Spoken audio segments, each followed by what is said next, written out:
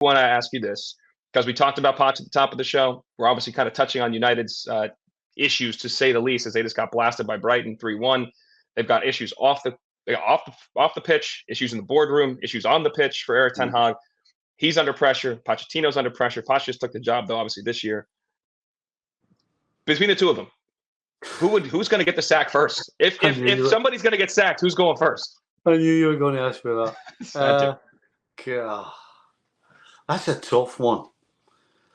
I would have to say Ten Hag, because I would like to think that Todd Bowley and his cronies have eventually figured out that the biggest problem is what's running on the field, not what's coaching it off the field.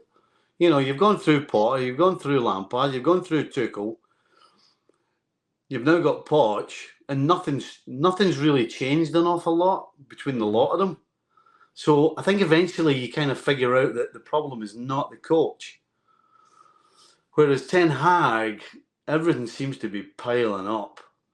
And it just might be a get out for the Glazers to sack him if the team continues to struggle the way they did against Brighton and gets completely outplayed by teams like Brighton.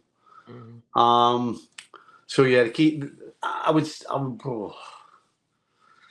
I'm going to go with Ten Hag. I think Ten Hag is more likely to get the sack than Poch, mainly because of the reasons I gave you with Pochettino. So yeah, I'm going to go with Ten Hag. I guess a lot of the time as well, owners will look at what's going on off the field and discipline-wise, and he's already come out and said that one of the problems they asked him to solve was the disciplinary problems they had at the club, and the fact that nearly 2 years in, the disciplinary problems are probably worse than when he walked through the door. So I think if you add that to struggling on the field, again, that's why I think Ten Hag may go, or certainly would go before Pochettino. We'll find out. We'll see what they look like in a couple hours here against Bayern at the Allianz. That could only add more pressure if they get blasted like they did against Brighton at the weekend, although that was at Old Trafford.